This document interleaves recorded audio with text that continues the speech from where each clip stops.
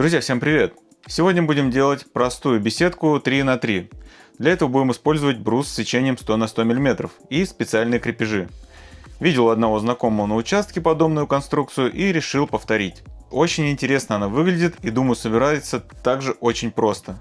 Это я и хочу проверить. Заодно дам пару советов, что и как лучше сделать, основываясь на своих личных наблюдениях. Начнем с покупки и привозки бруса. Я искал брус на рынках, по суше, но имейте в виду, что он скорее всего уже будет не 100 на 100, а 95 на 95, например. Сырой же может потрескаться в неожиданных местах, и его может покрутить, когда он высохнет. Тут могу дать совет. Можно заказать клееный брус. Он будет строганный, сухой и ровный. Его надо будет только покрасить. Я сначала подумал, что у нас нереально найти такой брус, но оказывается им уже торгуют на маркетплейсах. Да, он дороже раза в 3, но зато сразу красивый. Я же пошел другим путем. И первое, что делаю, это пилю брус пополам. 3-метровые куски проще обрабатывать, чем цельные 6-метровые. Брус далеко не идеальный. Я его сначала пробовал просто пошлифовать 80-й наждачкой, потом достал рейсмус и немного прострогал. Потом опять пошлифовал. Занятие скучновато, но зато приятно наблюдать за преображением бруса после каждой операции. Он все красивее и красивее. Также решил снять фаски кромочным фрезером. Посмотрите, как легко и просто им снимать фаски. И брус или доска очень сильно прибавляют в эстетике. Хотя фаска и не всегда уместна.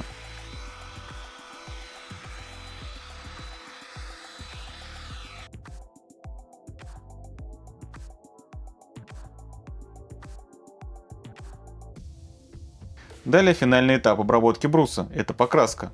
Буду использовать защитно-красящий состав цвета орех. Такой же я использовал на бане. Это важный этап, потому что на дерево будут воздействовать осадки и агрессивные лучи солнца. Красил валиком в 2 слоя. Не забывал иногда отвлекаться и поиграть с ребенком. Оп, смотрите, какой большой пузырь. Пока сохнут брусы, есть время подготовить место для их монтажа. Оно пока что будет в паре метров от мини-бани, чтобы после парения можно было выйти и посидеть в беседке за столом и кружкой горячего чая. А там посмотрим. Если что, ее можно будет легко перенести в другое место. Вообще, про идею такой беседки я рассказывал в телеграм-канале. И многих тогда заинтересовала эта тема и заинтересовали крепежи, которые я буду использовать. Я заказал вот такие крепежи от производителя Toya Grid. Они стоят вполне адекватных денег за такое классное качество изготовления. Швов вообще не видно и присутствует порошковая покраска, нанесенная в промышленных условиях. Ссылку на крепежи на всякий случай оставлю в описании под этим видео. Так как брус мне пришлось прострогать и пошлифовать, плюс он изначально был менее 100 мм, мне понадобилось добавить толщины. Сделал это обрезками мягкой кровли. Так мы еще дополнительно делаем прослойку между металлом и деревом. Ведь лучше, когда дерево не контактирует напрямую с металлом.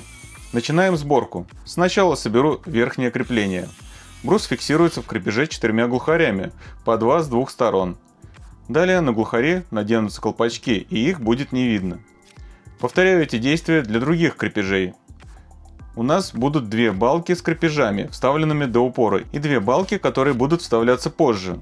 Там они зайдут в крепеж, в котором уже будет другой брус. Соответственно, надо учитывать эти 100 мм с 2 сторон. Так, для беседки размером 3 на 3 метра надо подготовить 2 бруса по 3 метра и 2 по 2 метра 80 сантиметров. Это что касается верхней части, верхних балок или верхней обвязки, как хотите. Что касается стоек. На стойке также сразу монтирую одинарные крепежи, но предварительно необходимо прикрутить вот такие проставки. Для того, чтобы брус торцевой частью не стоял в воде, когда будут дожди. Брус будет стоять на проставке, а лишняя вода и влага стекать через специальные отверстия в крепежах.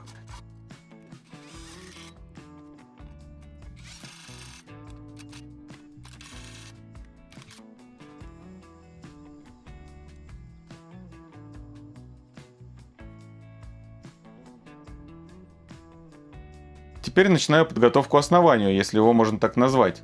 В данный момент будет все крайне просто. Так как я еще строю баню и мне предстоит еще внутренняя отделка, да и вообще, для некоторых работ на улице мне нужен навес, чтобы прятаться от солнца и дождя. Вот эта беседка и будет пока служить таким навесом. Соответственно, и пол пока мне не нужен. Просто выполнен каркас из доски 50 на 150 и выровнен в диагоналях и по уровню. Это обязательно, иначе все получится криво. После этого самый приятный и быстрый этап. Собираю сначала верхнюю часть и скручиваю глухарями.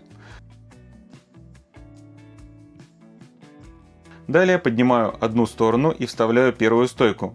После этого вставляю вторую.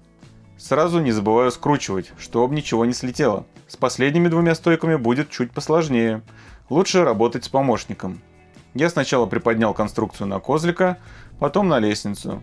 А потом пришел помощник, и мы за минуту поставили еще две стойки. Вообще на сборку всей конструкции ушло около часа. Докручиваю оставшиеся глухари, закрываю их заглушками и натягиваю тент. И получается вот такая красота. На этом этапе пока все. Далее планирую усилить обвязку и постелить сверху доску 50 на 100. Это будут полы. Также хочу закрыть пару стен дюймовкой. Как раз у Toyo Grid есть специальные крепления для этих целей. Крышу застелить можно любым другим материалом, если кого-то смущает тент. Хотя указано, что он устойчив к выгоранию и деформации. Можно поимпровизировать и постелить поликарбонат, можно постелить доску, а можно вообще собрать двухскатную крышу. Тут все зависит от вашей фантазии и потребностей. Я оставлю в таком виде на месяц-другой, далее уже усовершенствую, как писал выше. На этом на сегодня все. Если видео понравилось, то ставьте лайки и в комментариях задавайте вопросы, делайте замечания. На все обязательно отвечу. Ссылка на крепежи в описании, не забывайте подписываться на канал и подписывайтесь на канал в Telegram. Там все события показываю день в день. Всем спасибо за просмотр и до новых встреч!